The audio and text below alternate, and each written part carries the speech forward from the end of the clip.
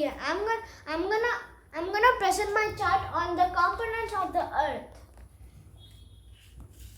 The Earth system has two primary concepts: the geosphere and the biosphere. The geosphere has so many four subcomponents: the lithosphere, the hydrosphere, the cryosphere, the atmosphere, and the next component is the biosphere. Lithosphere is the outermost rocky surface of the Earth. It compares the upper part of the Earth's mantle, and it is brittle crust due to its position. This layer it is the coolest. The lithosphere is the source for useful minerals and elements such as iron, calcium, copper, and magnesium, and more. Lithosphere is also responsible for providing nutrients to animal life on Earth and also nutrients to plants. This is the lithosphere. By the Earth's surface, the lithosphere is the coldest. Now we are going to talk about the Now this is down of the lithosphere is the crust.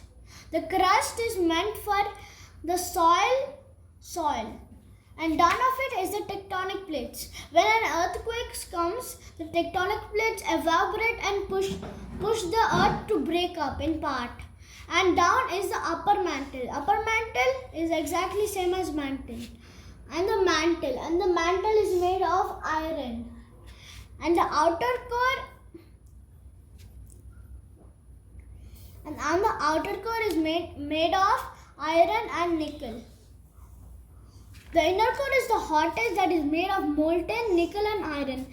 From the Earth's surface to the inner core is 5,100 kilometers, and the Earth's surface to the outer core is 2,900 kilometers, and for the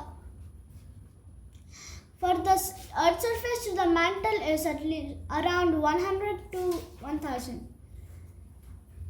And the upper mantle is the same, and for the tectonic plates it is exactly 24 kilometers to 80. Now we are going to talk about the atmosphere. Earth's atmosphere is a mixture of gases. There is 78% of nitrogen, 21% of oxygen, 0.96% of other gases, mostly argon, and 0.4% of carbon dioxide. And these are the layers of the atmosphere. In the troposphere, the hot air balloons come here, and in the stratosphere, the radiosonde and the passenger planes fly over here. And in the mesosphere, there is the ozone layer that protects us from the meat rocks coming to the earth and keeping us in danger. And in the thermosphere, there is iron and satellite also comes here, and there is an ozone layer that protects us from the harmful sun UV rays from coming to the earth and harming us. And the exosphere, which spaceships and rockets fly in that place. Now I'm going to tell you about hydrosphere. Hydrosphere is the combined mass of the water found on, under and above the surface on the earth. This includes water in liquid and frozen forms in groundwater, oceans, lakes and streams. The total amount of water is 33 million cubic miles. First, there's a process. First the ocean water evaporates to the clouds. Then the clouds surround the sun and it rains, and the rainwater comes in the lake, comes in the trees and the river. Then again it comes to the ocean. The same looks like a life cycle going on. So I explained of you the first thing. In the next video, I'm going to explain the last two. Hello guys, I'm Vihan. I'm from Triya. I'm going to explain my chart on cryosphere and biosphere.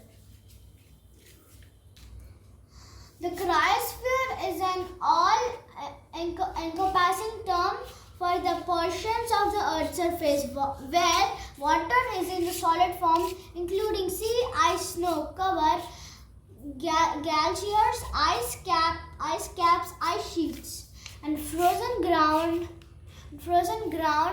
The cryosphere plays a fundamental role in the Earth's climate and it influences surface energy, clouds, precipitation, hydrology, and the way both air and water move about in the atmosphere and oceans. The cryosphere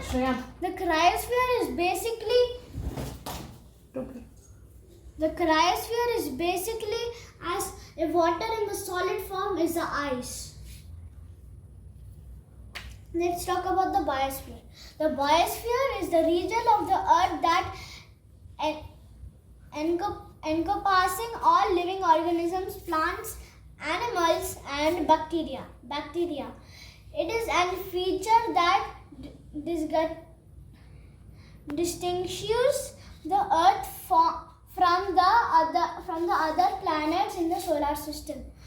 This is the biosphere picture. The hydrosphere is the water, the lithosphere is the earth, and the atmosphere is the air. How the all spheres closely connect. The spheres are so closely connected that a change in one or more of the spheres often results in a change in one or more of the other spheres. When volcano erupts, geosphere, atmosphere, and biosphere impact in the eruption. Volcanoes events of the geosphere release a large amount of carbon dioxide into atmosphere. The raw material for sugar production in the plants into biosphere. This may increase photosynthetic production and eventually increase the amount of biomass which after a very long time forms coal and deposits into the geosphere. Thank you.